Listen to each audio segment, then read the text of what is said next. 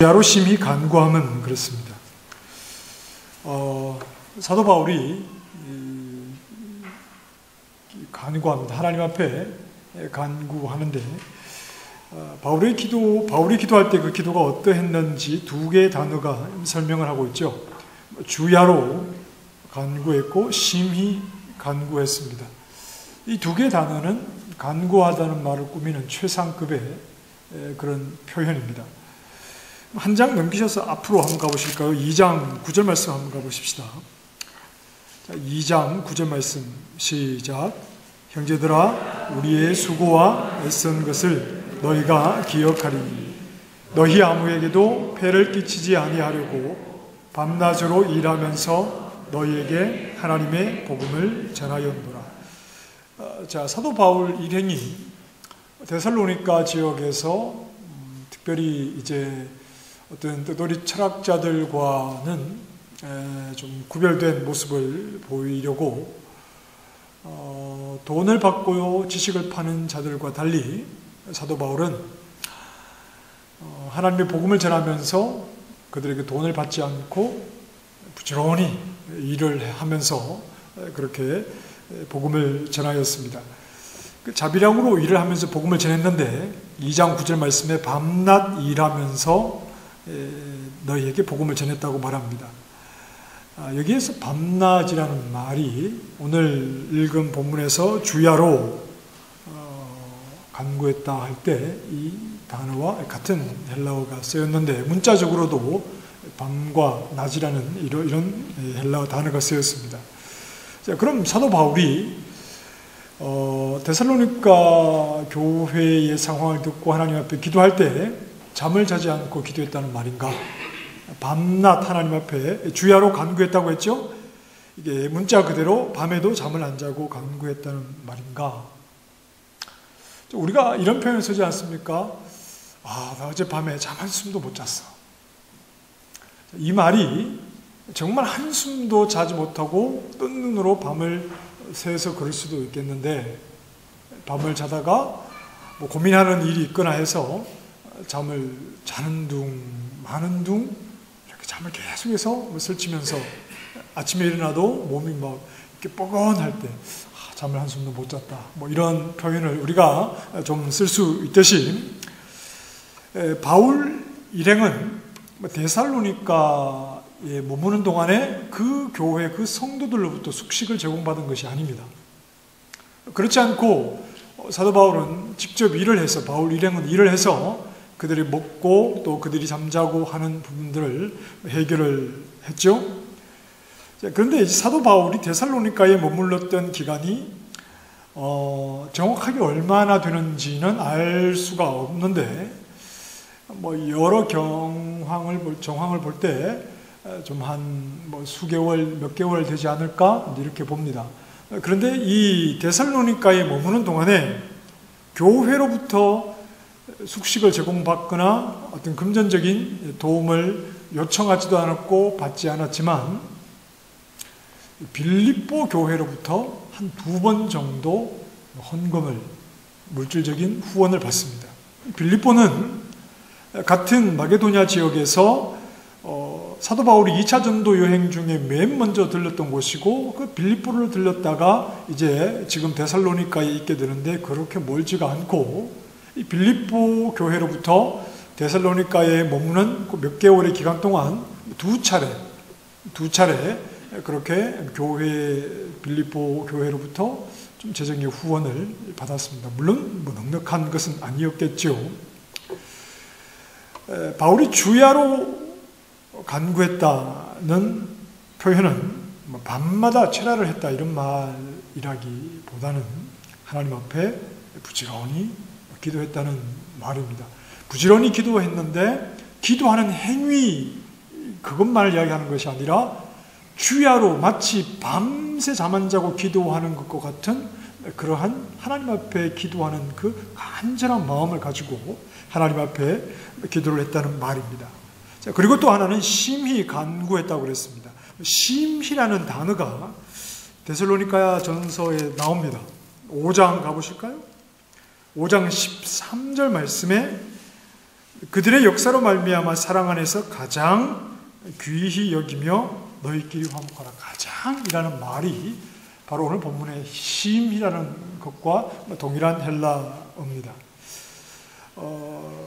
바울은 데살로니가 교회를 위해서 간절한 마음으로 마치 밤을 막 새듯이 하나님 앞에 간절한 마음으로 기도했고 최선을 다해서 하나님 앞에 기도했습니다.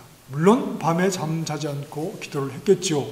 그러나 기도하는 단순하게 몇 시부터 몇 시까지 기도했느냐는 기도의 행위 이전에 하나님 앞에 간절하게 엎드린 그 바울의 마음, 그 기도하는 기도자의 마음이 여기서 최상급으로 이렇게 표현되고 있는 겁니다. 자, 그렇다면 이 바울의 이런 간절한 기도는 무엇에 이어서 이렇게 드려지고 있느냐 하는 겁니다. 디모데가 데살로니가 교회를 방문하고 돌아온 후에 이 고린도에서 바울을 만나서 데살로니가 교회가 어떠한지 상황에 대해서 소식을 전해주죠. 바울에게 모든 내용에 대한 교회 상황에 대한 설명을 들은 후에 바울이 이렇게 간절하게 기도를 하는 겁니다. 디모데가 전하여 준 데살로니가 교회의 모습은 교회가 여전히 박해 속에 있지만 믿음을 포기하지 않고 있더라 하는 내용입니다. 영적 싸움을 그들이 잘 싸우면서 이렇게 자신들을 두고 훌쩍 떠나버린 사도 바울에 대해서 배신자라든지 서운하다든지 이런 마음을 전혀 가지지 않고 그들도 바울을 이해하고 그리고 바울을 만나기를 기다리고 있다 하는 내용을 사도 바울이 디모데로부터 전해 듣죠. 이 소식을 들은 바울은 모든 궁핍과 환난 가운데 큰 위로를 받았다고 그랬습니다. 자신들이 처해 있는 그런 모든 궁핍과 환난 가운데서도 이 교회의 소식을 듣고 큰 위로를 받았고 또 지금의 어려운 상황을 능히 이겨낼 수 있는 모든 기쁨이라고 그랬습니다. 큰 기쁨을 데살로니가 교회로부터 얻었다고 했습니다. 그리고 9절에서는 하나님께 말로 다할 수 없는 감사를 드리게 되었다. 그리고 이어서 바울이 주야로 심히 하나님께 간구를 하고 있는 겁니다. 무엇을 간구하는 것이냐? 자, 10절 말씀을 다시 한번 보실까요? 같이 읽어보겠습니다. 시작. 주야로 심히 간구함은 너희 얼굴을 보고 너희 믿음이 부족한 것을 보충하게 하려 합니다. 데살로니가 교회 성도들을 찾아가서 그들의 얼굴을 보고 그들의 믿음이 부족한 것을 보충하려고 그 길을 열어주시기를 이 바울이 하나님 앞에 주야로 심히 간구를 하고 있다는 말입니다. 자, 지금까지 바울은 데살로니가 교회를 칭찬하는 말들을 계속해왔죠. 데살로니가 교회가 얼마나 훌륭한 교회인지 교회에 대한 칭찬하는 말들을 이 데살로니가 전서 앞부분에서 계속해왔습니다. 그리고 디모데의 보고를 들은 후에는 바울이 힘들고 어려운 상황에서도 그 교회의 소식을 듣고 위로를 얻고 큰 기쁨을 얻었다고 그렇게 말을 했습니다.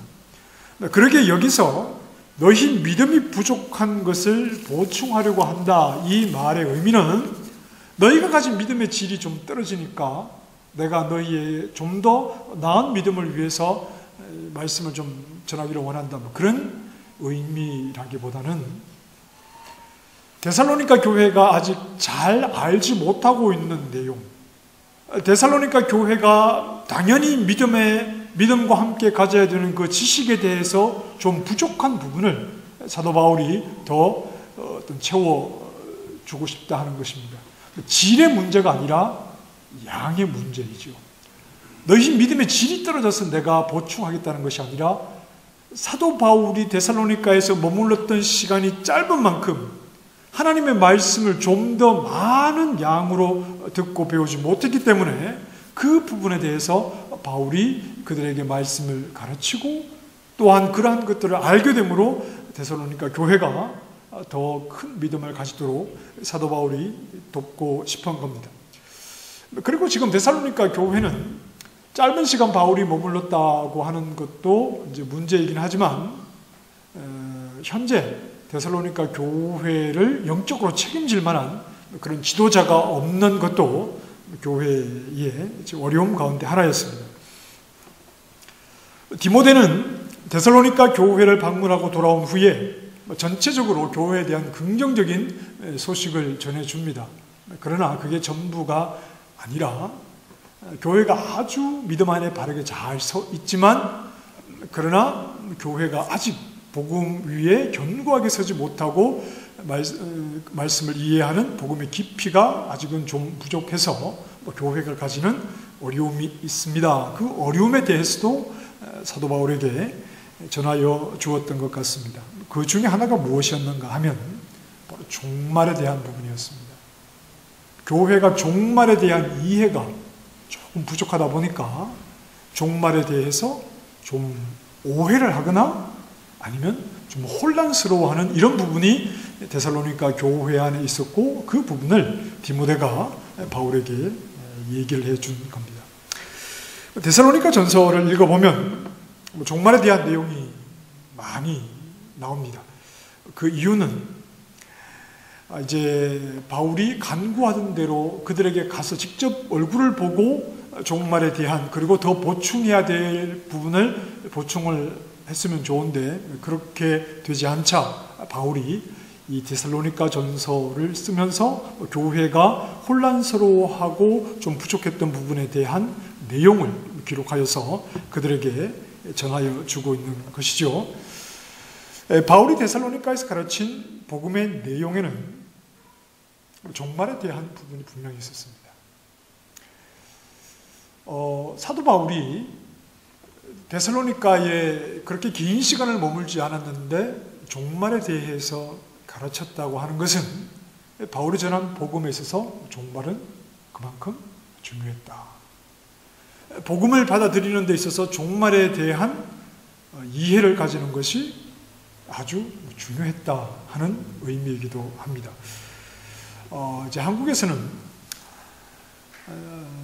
그 신학대학원을 3년 하죠. 신학부에서도 4년 동안 배웁니다만 신학대학원을 3년 동안 배우는데 그 3년 동안 이제 배우는 과정에는 그 신학을 여러 분야로 좀 나누어서 이제 구약과 신약을 배우는 성경신학이 있고 또는 뭐 예배라든지 설교라든지 성찬이라든지 등등 실천적으로 이루어지는 부분에 대해서 가르치는 실천신학의 분야가 있습니다. 그리고 또 선교에 관련된 신학적인 정립을 위해서 선교신학이라고 하는 부분도 있습니다. 여러 개의 분야로 나눠서 이제 공부를 하는데 그 중에 여러분 조직신학 들어보셨죠? 성경의 내용을 좀 더 체계적이고 신학의 뼈대를 잡아주는 이 조직신학도 이제 3년 동안 계속해서 하나님에 대해서, 인간에 대해서, 또 죄에 대해서 또 여러 가지 이렇게 조직신학의 내용을 배웁니다.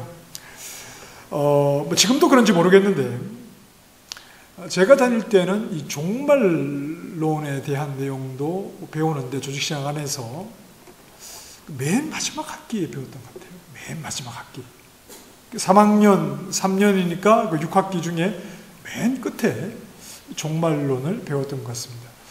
왜 맨 끝에 종말론을 했는지, 종말론이라서 맨 끝에 했는지, 내용이 어려워서 3학년 졸업하기 전에 배웠는지 아니면 뭔가 좀 그 신학의 어떤 우선순위에 밀려서 맨 마지막에 배웠는지 어쨌든 저는 맨 마지막에 배웠던 기억이 있습니다.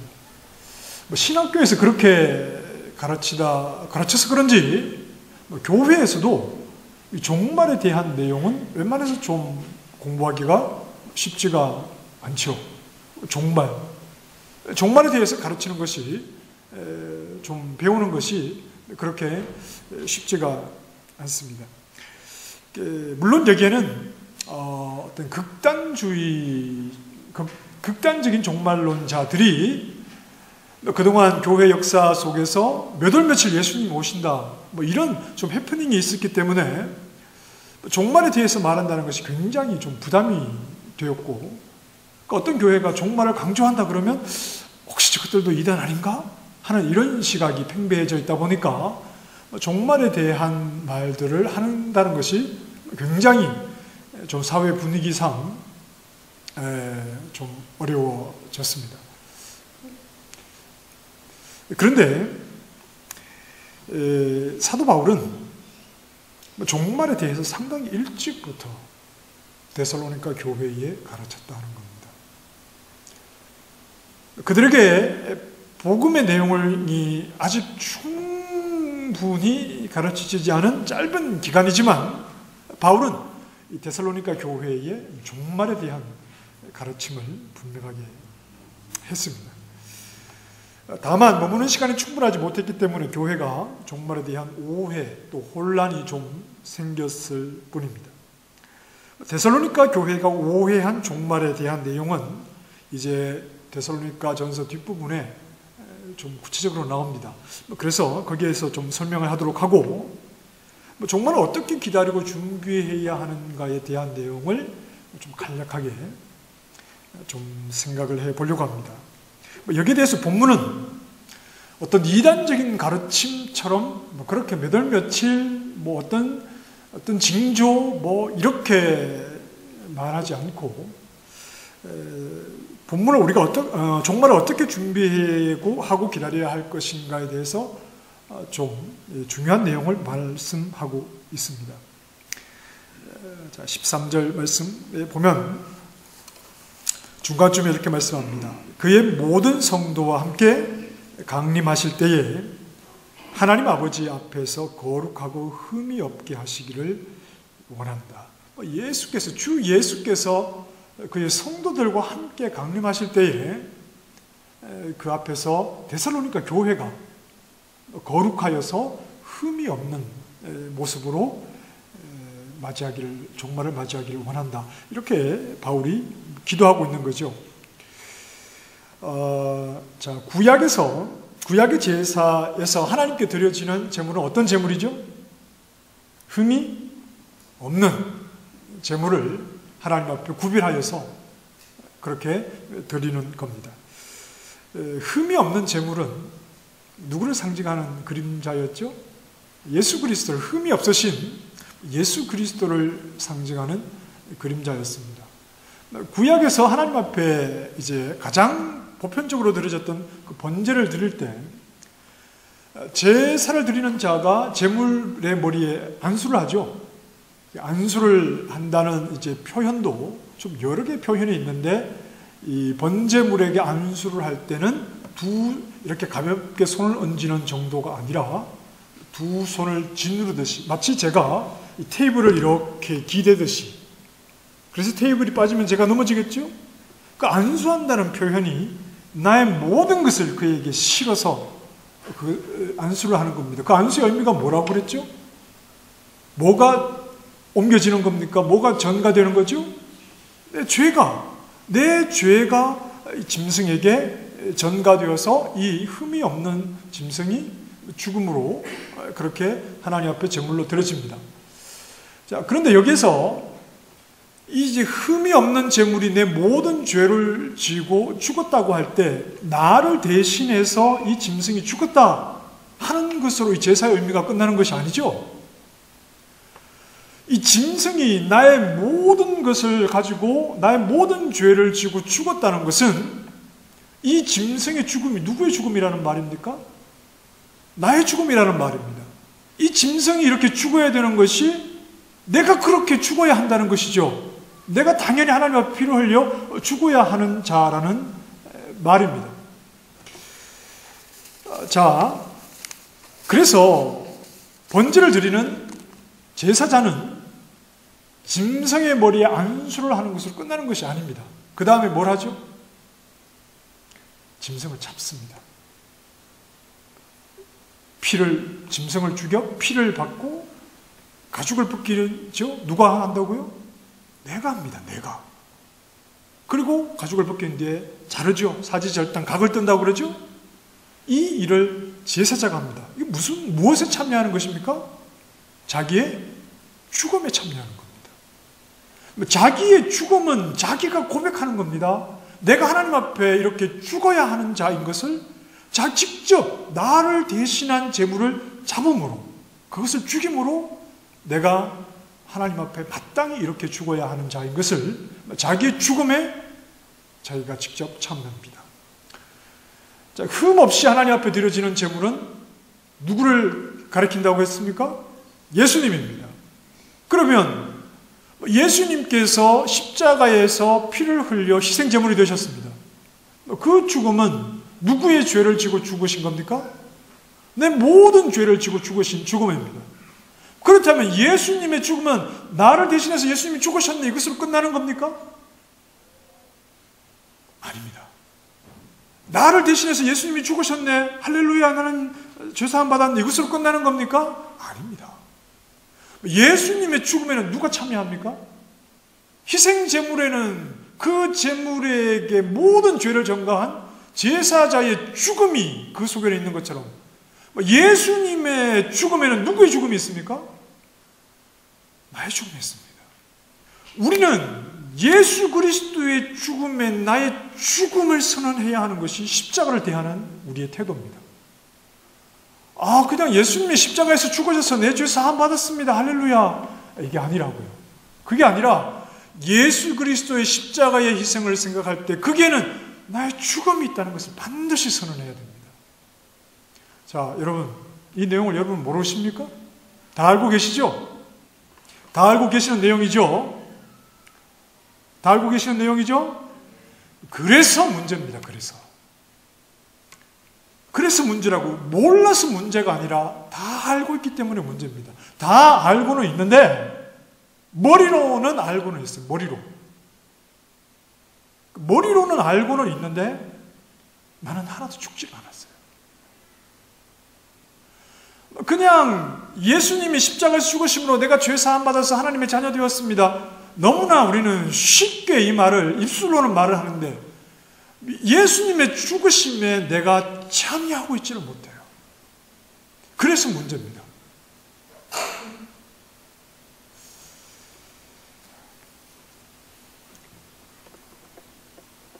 우리 안에 예수님과 연합된 모습이 나타나지가 않아요. 잘. 우리는 예수님의 죽음에 사라져야 되는 자들입니다. 예수님의 죽음에 나의 죽음을 선언하면서 우리는 다 사라져야 됩니다. 강조되어야 하는 것은 뭐라고 그랬습니까? 예수 믿는 내가 아니라 내가 믿는 예수님입니다. 강조를 잘 하셔야 돼요. 예수 믿는 내가 아니라 내가 믿는 예수입니다. 내가 믿는다고 하니까 또 믿는 주체가 나인 것 같죠? 내가 믿는다는 말은 내가 전적으로 그분을 의지한다는 말입니다. 믿음의 주체는 내가 아닙니다. 우리가 신앙생활 하면서 잘 강조를 잘해야 됩니다. 예수를 믿는 내가 아니라 내가 믿고 전적으로 의지하는 예수 그리스도, 그분에게 강조가 되어야 됩니다. 내가 예수를 잘 믿었기 때문에 종말에 나타나는 하나님의 진노에서 내가 벗어나는 게 아닙니다. 내가 예수를 잘 믿어서 그런 것이 아니라 내가 믿고 의지하는 예수께서 나를 하나님의 진노로부터 건져주실 분이죠. 자, 확인해 보실까요? 1장, 데살로니가전서 1장 10절 말씀.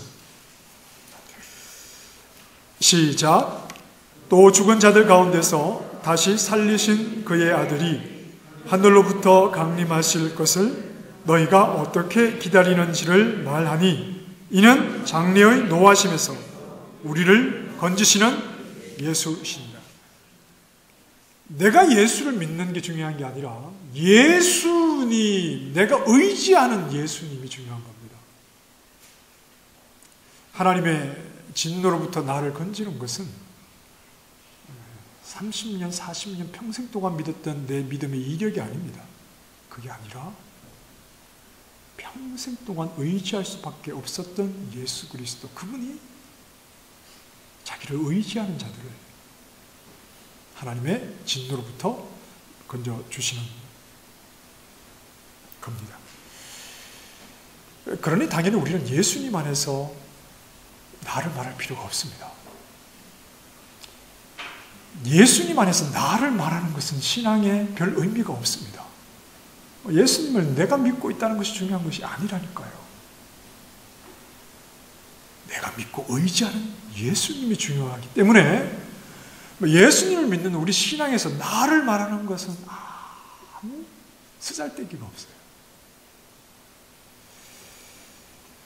자, 우리는 예수님 안에서 사라져야 되는데 어떻게 사라져야 되느냐? 어떻게 나의 죽음이 선언되어야 하느냐? 12절에 보십시다. 다시 12절 말씀에 보면 피차간과 모든 사람에 대한 사랑이 더욱 많아 넘치게 되는 것입니다. 피차간과 모든 사람에 대한 사랑이 더욱 많아 넘치게 되는 것. 복음이신 예수님이 우리에게 보여주신 모습이 이러합니다. 그분과 연합되어서 이제 하나님께서 받아주시는 거룩하고 흠이 없는 하나님의 백성으로서의 교회는 예수님께서, 흠이 없는 예수님께서 우리에게 보여주신 것처럼 우리도 피차간과 모든 사람에 대한 사랑이 더욱 많아 넘치게 되는 것. 이것이 다시 오시는 예수 그리스도의 종말을 준비하는 성도가 가져야 하는 모습입니다. 몇 월 며칠 예수님이 어떤 하늘에서 천둥이 번개가 치고 어떻게 지진이 일어나면 그때 예수님이 오시고, 그게 중요한 게 아닙니다. 예수님은 지금이라도 오셔도 아무 문제가 없지요. 교회 시대에. 그런 징조를 보고 예수님이 언제 오실지를 생각을 하고 예측을 하는 것이 중요한 것이 아니라, 그런 것들 하나도 중요하지 않아요. 그게 중요한 것이 아니라 우리는 종말론적인 긴장감을 가지고 살아가면서 집을 팔아야 되나? 직장을 그만둬야 되나? 그런 것은 중요하지 않아요. 그런 것이 중요한 것이 아니라 흠이 없으신 예수 그리스도와 연합된 모습을 가지고 있는 것이 종말을 준비하는 성도의 모습입니다. 그것은 바로 피차간과 모든 사람에 대해서 사랑하는 이 모습이 종말을 준비하는 성도의 모습입니다. 우리는 모두 종말을 기다리는 사람입니다. 예수님의 재림을 기다립니다. 그렇습니까? 여러분, 예수님의 재림을 기다리시나요?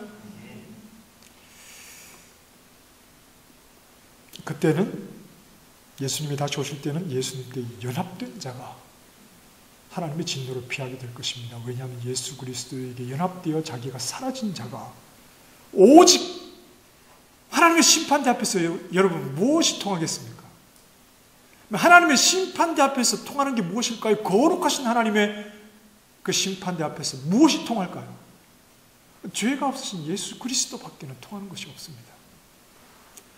그때까지 내가 죽지 않고 뻣뻣하게 살아있으면 수십 년 신앙생활하고 목사라고 해도 아무 의미가 없지요. 그런 것들은 거룩하신 하나님, 그분께서 인정해 주시는 유일한 의인은 예수 그리스도뿐입니다. 예수 그리스도 안에 내가 그분과 연합되어 내가 완전히 죽어야 되는데, 나의 죽음이 철저하게 선언되어야 되는데, 그때까지 끄떡끄떡거리고 내가 살아있어 봐야 아무 짝에도 쓸모가 없습니다. 그리스도와 연합되는 모습은 흠이 없으신 그분이 보이신 것처럼, 그분이 우리에게 보여주신 그 사랑의 모습처럼 우리 역시 사랑하기 얼마나 힘듭니까? 죄악된 본성으로 우리는 다 너무나 이기적이기 때문에 사랑하기가 얼마나 힘듭니까? 그러나 이게 다 쓸데없는 줄 알아 이러한 모든 모습들을 다 내버리고 예수 그리스도 그분께 연합되어서 내가 완전히 사라졌을 때 예수 그리스도 그분으로 내가 덮여져야만이 하나님께서 나를 구원하시는 것은 예수 그리스도를 때문에 나를 구원하시는 것이지 예수 믿는 나를 보시고 구원하시는 게 아닙니다. 우리는 무엇으로도 하나님께 만족을 드릴 수가 없습니다. 우리의 열심요? 그 정도 가지고 하나님 만족하실 거라고 생각하십니까? 우리의 노력, 우리의 수고, 그런 것이 거룩하신 하나님께 만족이 될 거라고 생각하십니까? 아닙니다. 예수 그리스도를 믿으면서 내가 여전히 죽지 않고 살아있다는 것 자체가 너무 안타까운 상황인데, 그게 우리 안에서 다 발견되고 있으니 우리는 예수님의 다시 오심을 기다리고 하나님 종말을 기다리는데, 종말을 기다리는 사람답지 않게 우리는 너무나 위험한 모습으로 살아가고 있는지도 모릅니다. 그리스도와 연합되지 못한 채 교회를 오래 다니면 뭐가 남는지 아십니까? 그리스도와 연합되어서 자기가 죽지 못한 채 여전히 끄떡끄떡거리면서 자기를 드러내게 되면 뭐가 남느냐 하면, 교회를 오래 다니면 한 절반쯤이라도 예수님을 닮으면 좋은데 딱 두 가지가 나와요. 하나는 고집, 하나는 자존심. 그 외에는 기대할 게 없어요. 복음의 내용을 바르게 이해하지 못하고, 아니면 머리로만 모든 것을 알고 있고 그의 전 인격으로 예수 그리스도께 자기의 죽음을 선언하지 못하는 성도들은, 좀 죄송스러운 말씀입니다만 저는 장로님들 중에서도 그런 분들 여러 번 봤어요. 좀 사회에 좀 이렇게 돈이 좀 있고 뭔가 좀 지위가 있어서 장로는 되셨는데, 예수 그리스도와 연합되는 의미를 알지 못하고 있으니까 교회에 그냥 자기 입김으로 뭔가를 막 움직이려고 하고, 이래저래 교회를 이랬다 저랬다, 그래서 교회가 얼마나 시끄러운지 몰라요. 예수 그리스도와 연합되어 자기가 죽지 않고 오랫동안 교회 생활을 하면요, 고집과 자존심밖에 남지 않아요. 교회가 싸우잖아요. 교회가 많이 다투잖아요. 그 다투는 게 거룩한 일 때문에 다투는지 아십니까? 진리의 문제 때문에 다투는지 아십니까? 다 자존심 때문에 싸워요. 자기 고집을 굽히지 못해가지고 목사건, 장로건, 집사건 이렇게 막 서로 싸우는 거 보면 다 고집, 자기 고집, 자기 자존심, 이런 것 때문에 교회가 싸우니, 예수 그리스도의 재림을 종말을 기다린다고 하면서 남은 건 자기 고집과 자존심 뭡니까? 내가 죽지 않았다는 것 아닙니까? 그것만을 세우고서 예수 그리스도를 기다려봐야 뭘 기대할 게 있을까요?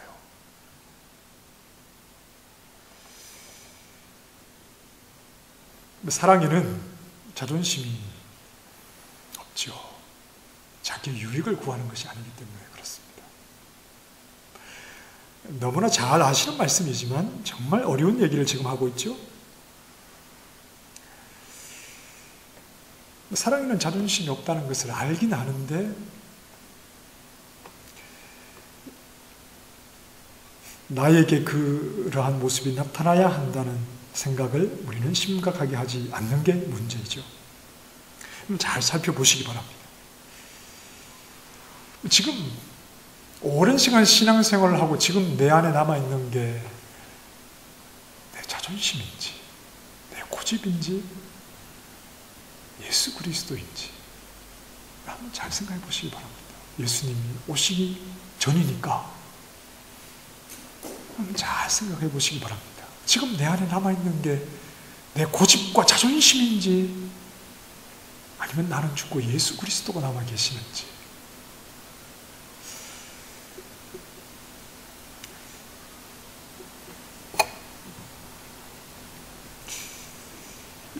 우리 교회가 퍼스에서 제일 가는 교회 아닙니까? 이런 말 하는 것도 조금 제가 낯이 좀 그립기는 해요. 교회가 다 좋은 교회지 좋은 게 나쁜 교회가 어디 있습니까? 그런데 저는 속으로, 이건 하나님이 아시는데, 우리 교회 정말 좋은 교회라고 생각을 해요. 네. 우리 교회 정말 좋은 교회인데, 저는 정말 퍼스에서 우리 교회가 제일 좋은 교회라고 생각을 해요. 사이즈의 문제 아니라고 했죠. 그건 물질로만 모든 것을 볼 때 그렇게 말하는 겁니다. 영적으로는 성도가 몇 명이냐 이런 게 중요한 게 아니에요. 헌금이 얼마냐 이런 게 중요한 게 아니죠. 그건 다 물질적인 계산 아닙니까? 우리 교회보다 숫자가 적어도 훨씬 좋을 수 있어요, 교회가. 저는 우리 교회가 포스에서 가장 좋은 교회라고, 제가 아는 교회들 이렇게 얘기하면 좀 그런데 상대적으로 정말 우리 교회 좋은 교회라고 생각을 해요. 그렇다고 완벽하다는 말은 아닙니다. 우리 교회는 사랑이 없다는 말을 가끔 들어요. 이런 말을 하는 사람도 조심해야 됩니다. 왜냐하면 왜 우리 교회는 사랑이 없다고 생각하는지를 그 기준이 자기 생각일 수 있어요. 자기가 바라는 대로 이루어지지 않으니까 우리 교회는 사랑이 없다 이런 말을 할 수 있기 때문에 이런 말을 하는 사람도 조심해야 되고, 그런데 이런 말을 들을 때 우리는 좀 두려워해야 됩니다. 우리 교회 정말 사랑이 없나? 우리 교회는 저 김 집사, 이 집사에게 사랑이 없나가 아니라 내가 정말 사랑이 없나? 이런 좀 두려운 마음을 가지고 좀 생각을 해 봐야 합니다. 우리에게서 사랑이신 그리스도의 모습이 보이지 않는다면 우리는 종말을 대하는 것이 조금 어려울 겁니다.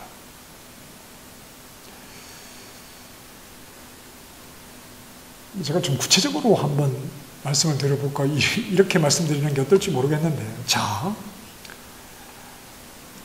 교회 안에 말입니다. 정말 어려운 거죠. 정말 어려운 건데, 교회 안에 모든 사람이 다 좋을 수가 없잖아요. 저희 집에 제가 나와서, 제가 낳은 건 아니지만, 제가 나와서 거의 20년 가까이 기른 놈들도, 막 나갔으면 좋겠어요, 빨리. 이런 생각이 한 번씩 들어요. 좀 강하게 들어서 그렇지. 그런데 전혀 다르게 살다가 모였는데 다 마음에 드는 사람이 어디 있겠어요? 알면 알수록 안 좋은 모습이 당연히 있게 마련인데요. 자, 이런 생각을 한번 해보십시다. 우리가 천국에 갔잖아요. 천국에 가면 주님 앞에서 거기에는 어떤 눈물, 아픔, 괴로움이 없고 어떤 갈등 이런 게 없잖아요. 천국은 주님 앞에서 끝없이 찬양과 감사와 기쁨이 넘치는 곳인데, 영적인 진정한 쾌락을 누리는 곳인데, 거기에서 만약에 교회에서 A라고 하는 분과 B라는 분이 있어서 서로 원수예요. 그래서 눈도 안 마주치고 이렇게 신앙생활 하다가 천국에 갔어요. 어떨까요? 여러분 어떨 거라고 생각하십니까? 교회에서 눈도 안 마주치고 그렇게 한 교회에서 신앙생활 하다가 얘기만 나오면 그 인간 그거 형편없어 그러고 서로 이러고 살다가 자, 천국에 갔어요. 이 두 사람의 관계는 어떻게 해야 되죠? 어떨 것 같습니까? 천국에 가서도 저 인간 여기도 왔네 그러고 이럴까요? 그렇지는 않겠죠? 그럼 어떨까요? 두 분이 서로 대답 좀 해보세요. 그냥 웃지만 말고. 두 분이 어떨까요?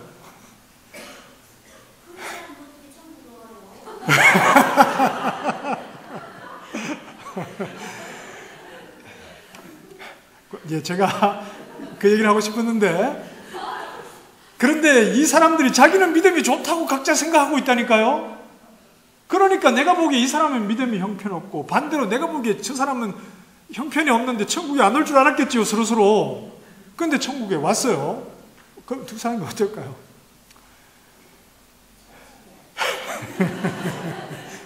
천국에는 미완성이 아닙니다. 천국에 살다가 보면 좋아지는 게 아니죠. 그게 아니죠. 그래서 제가 생각할 때는 두 가지입니다. 권사님이 말씀하신 대로 둘 중에 한 사람은 천국을 못 가거나, 아니면 둘 다 천국을 못 가거나, 아니면 평생 그렇게 원수처럼 살다가 죽기 전에 하나님 앞에서 하나님 앞에 가기 전에 미안합니다. 죄송합니다. 하나님 정말 제가 회개합니다.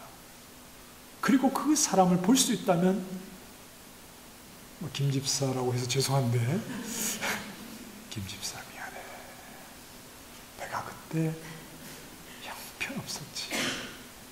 내가 지금 이 자리에 있어 보니 주님 앞에 곧 가야 되는데 내가 그때 그렇게 말하지 않고 그렇게 째려보지 않고 그렇게 흉보지 않고 그렇게 하는 게 아니었는데 미안해. 그러고 가지 않겠습니까? 자, 여러분 둘 중에 뭘 택하시겠습니까? 두 분 다 천국을 안 가실래요? 아니면 죽기 전에 미안하다는 말만 하고 하나님 앞에 회개하고 가실래요? 둘 다 싫으시죠? 둘 다 싫으시잖아요. 천국에 갈 마음이 없으신 겁니까? 그러니까 여러분, 우리가 종말을 기다리잖아요. 예수님이 다시 오심을 기다리면 교회 안에 마음에 안 들어요. 다 마음에 안 들어요. 다 마음에 드는 사람 몇 사람밖에 없어요. 그래서 이렇게 편을 가르고요. 그러면 하나님이 기뻐하시는 게 아니에요. 오늘 우리 찬양대가 찬양했죠? 분열이 있는 곳에 일치를, 그렇습니까? 아닙니까? 다툼이 있는 곳에, 여러분 다 아시죠? 정말 그래야 되는 것 아닙니까? 우리가?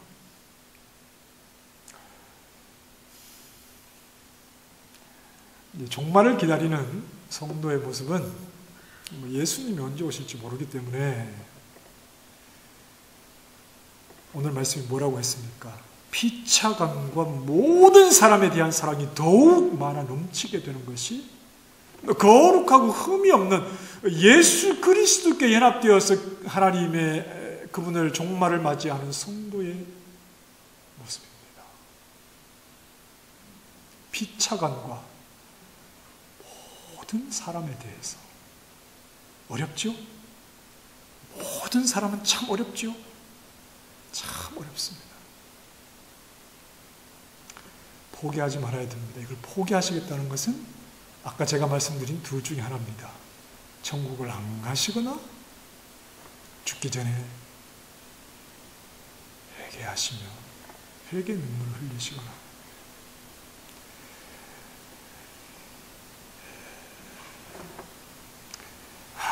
이게 교회죠?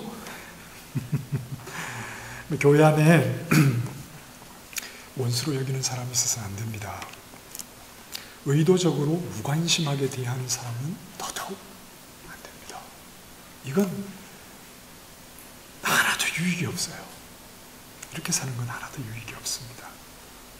그리스도의 사랑으로, 내가 그리스도와 연합되었다면 그리스도의 사랑으로 내가 희생하십시오. 이게 정답입니다. 그리스도의 사랑으로 내가 희생하십시오. 자, 옆에 계신 분들과 한번 인사하십시다. 옆에 앉으셨다는 것은 친하다는 건데, 그래서 좀 이런 인사가 별 의미가 없을 수도 있지만, 자, 이렇게 인사하십시다. 우리 피차간에 사랑하십시다. 피차간에 사랑하십시다. 현주 형제 어려운가요? 옆에 계신 분하고? 아니죠? 네. 예수 그리스도와 연합된 이 영의 기쁨과 즐거움이 피차간에, 그리고 모두를 대해서 사랑하는 마음, 그리고 내가 희생함으로 조금 더 이해하고 다가가는 모습으로 나타나는 우리 교회가 되기를 바랍니다. 12절에 말씀한 것처럼 피차간과 모든 사람에 대한 사랑이 더욱 많아 넘치게 하셔서 주님 다시 오시는 날에 예수님 안에서 흠 없는 자로 하나님 앞에 나아가는 우리 모든 성도님들이 되시기를 주님의 이름으로 축원합니다. 기도하십시다. 하나님, 종말을 기다리는 하나님의 백성들입니다. 예수 그리스도의 죽으심에 우리 또한 죽었으니 저의 고집과 저의 자존심과 상처 주는 말들로 서로 원수가 되지 않도록 저의 죽음을 매일매일 선언하게 하여 주시고 피차간과 모든 사람에 대한 사랑이 더욱 많아 넘치는 모습으로 예수님의 다시 오심을 기다리는 하나님의 교회 되게 하여 주시옵소서. 예수님 이름으로 기도합니다. 아멘.